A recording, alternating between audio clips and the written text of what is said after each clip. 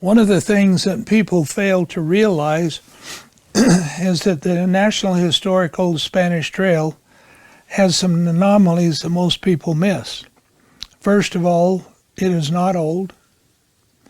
Second of all, it is not Spanish. Third of all, it's not a trail. And fourth of all, you can use your imagination. This is the Old Spanish Trail. Is where they camped, watered their stock. They had come all the way from the Crossing of the Fathers. They went down through Lone Rock near Page, Arizona, up to Waweep Creek. Dominguez Escalante in 1776 and 1829 for Armijo. They both have interactions with this particular canyon.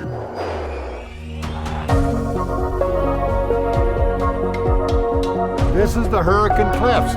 It's 180 miles long. There was desecration, there's demolition, there's removal. In the process of that, the first thing that I did was say, how come you're doing this?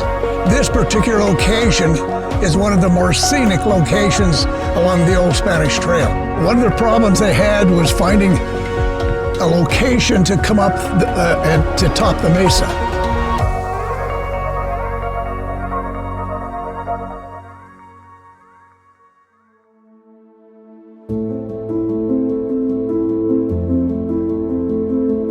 The Old Spanish National Historic Trail was designated by Congress in 2002 as part of our system of national trails. This historic trail provided an important trade link between Mexican settlements in northern New Mexico and the fertile valleys in Southern California from 1829 to 1848. During this time period, mule caravans packed with woolen goods and other trade items from New Mexico would leave Santa Fe for the pueblo of Los Angeles to exchange for horses and mules. The one-way distance from Santa Fe to Los Angeles was over 1,200 miles and took 4 to 5 months to complete. The Old Spanish Trail was not a singular trail. Instead, it was a braided network of routes linked together over time, taking advantage of different trails used by American Indians across the region. The opening of these new trade routes was noteworthy as it provided significant changes to Mexican, Native American, and American cultures. Travel across this vast expanse of territory was difficult. Obstacles included navigating deep canyons, the fording of large rivers, finding suitable forage for livestock, and enduring long stretches of trail with no water. The caravans typically traveled in the fall, winter, and early spring when the rivers were low and the Mojave Desert was cooler. The American surveyor John C. Fremont, in an 1843-1844 diary chronicled A Journey to Oregon and California, he made a reference to following the Spanish Trail while traveling across the Mojave Desert. The Spanish Trail name appeared on American maps even though this was a new trade route established after Mexican independence. Early Spanish travels from Santa Fe, New Mexico included a failed attempt by Franciscan Fathers Dominguez and Escalante to reach Monterey, California in 1776. Following the U.S.-Mexican War in 1848, the use of mule caravans for trade purposes came to an end as wagon routes became better established across the region.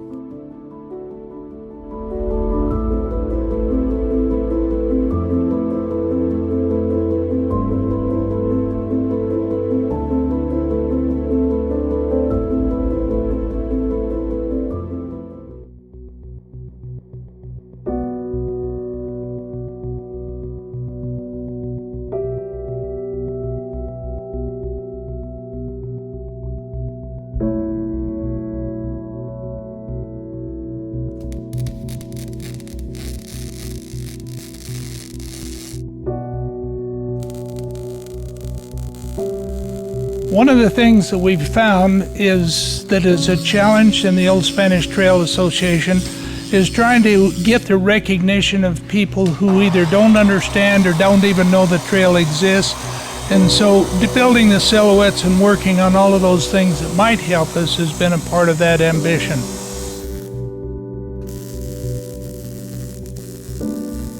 And so Ashley Hall, he was the president at one time for the Old Spanish Trail, joined me for a flight in an airplane that's a little bit different. It was called a Citabria. And the Citabria is of interest because it's an airplane that you can go low and slow and high and fast, whatever your choice is. And the average altitude that we were flying was 25 to 50 feet off the ground, AGL.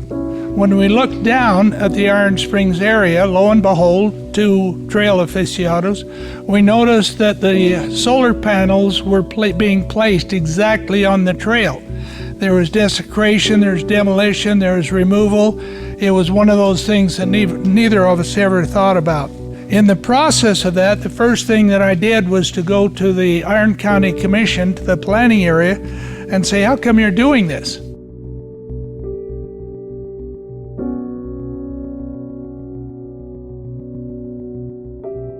One of the things that I learned was that nobody knew where the trail was. The planning organization didn't know, the state didn't know, the maps didn't show it. And he says, what are we supposed to do?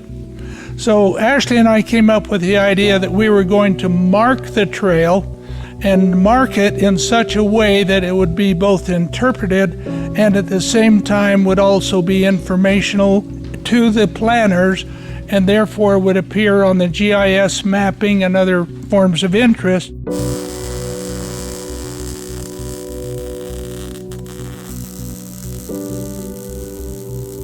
And so at that time we pursued the idea, and I acquired some steel and a plasma cutter and started to work on a design, and what you see here is the results of that design.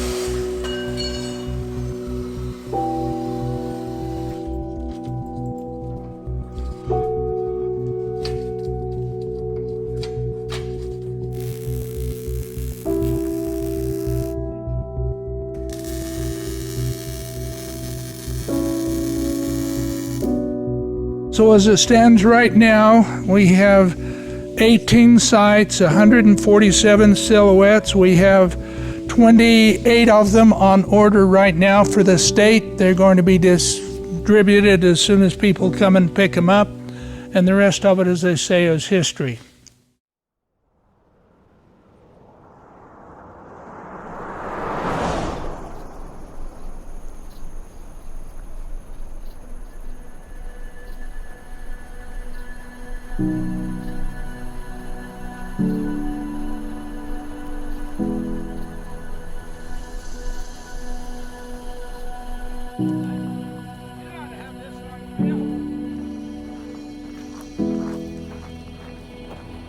Some years ago, I got involved in a need to mark the trail and try and identify it, not only so people could find it, but so that our planners would be aware of where the trail was. And so I wound up designing and autographing the plans for the silhouettes, tracing them.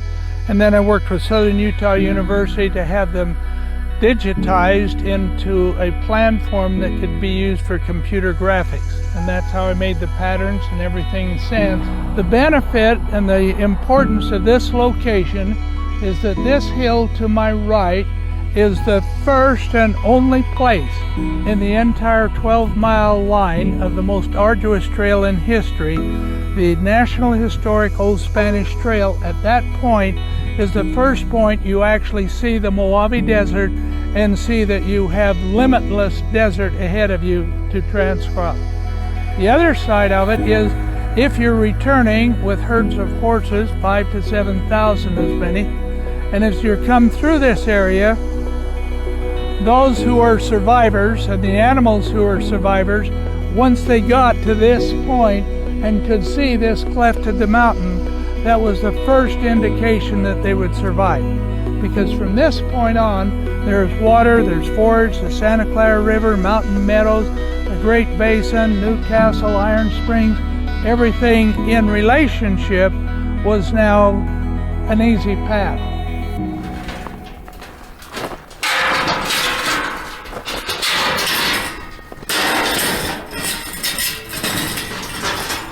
This is the Old Spanish Trail. We are essentially centerline on the Old Spanish Trail. Highway 91 is slightly to my right. Utah Hill, as it's called, we're right at the crest of the Utah Hill. It's a little over 1,500 feet from here until you get down to the Virgin River. This has been a combined effort. It's been a cooperative effort. It's been a successful effort. and I hope all of the people that have an opportunity will learn something when they come to this location.